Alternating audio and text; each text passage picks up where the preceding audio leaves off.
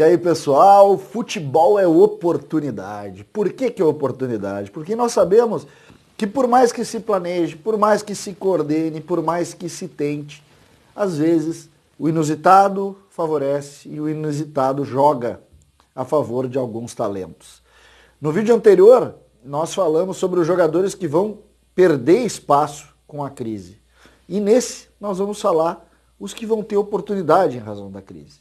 Porque a história é assim. Quando um tem dificuldade, outro acaba tendo alguma oportunidade. É assim que funciona. César Cidade Dias, falando de Grêmio aqui no YouTube, papo de gremista para gremista, curta, compartilhe e aperte ali, vamos fazer esse canal crescer. Ali no inscrever-se, joinha, sininho, tem um monte de coisa para apertar, aperte aí. Eu falava dos jogadores, inclusive cometi um erro, disse que o Paulo Miranda também era dos jogadores que poderia deixar o Grêmio em razão de ter dificuldade, mas o Paulo Miranda renovou o contrato. Então tá aqui, admito meu erro, porque imaginei que ele estivesse na lista daqueles jogadores que vencem o contrato lá em dezembro, mas não está.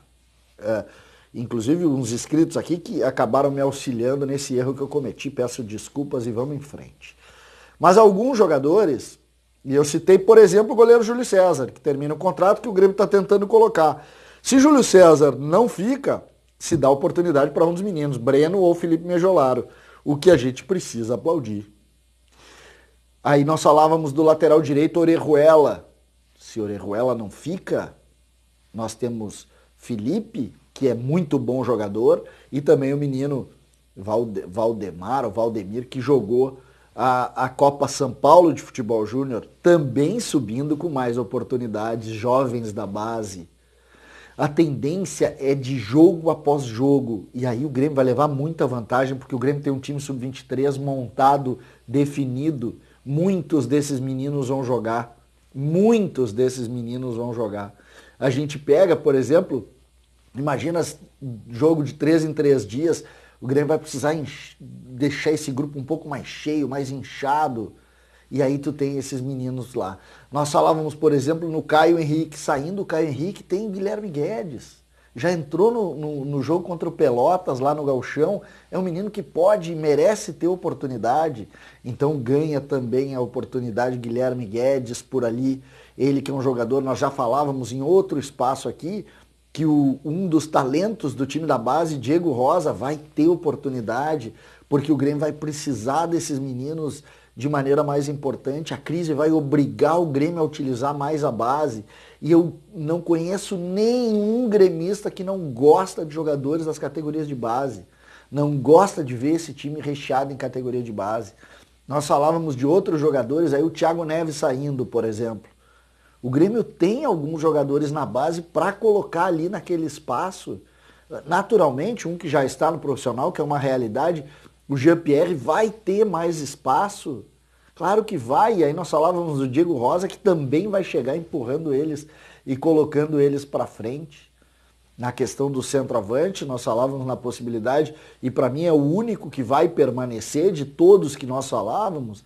Para mim, o que vai permanecer é o Diego Souza, que fez um bom papel nesses jogos que ele começou na temporada e eu acho que ele não vai sair. Mas por que não tentar colocar o Fabrício junto dele para ganhar experiência, para começar a desenvolver o seu trabalho? Um jogador também de qualidade, também um jogador que pode agregar muitas situações, novas situações também de crescimento na carreira. O Grêmio emprestou o Da Silva, por exemplo, para o Caxias, centroavante.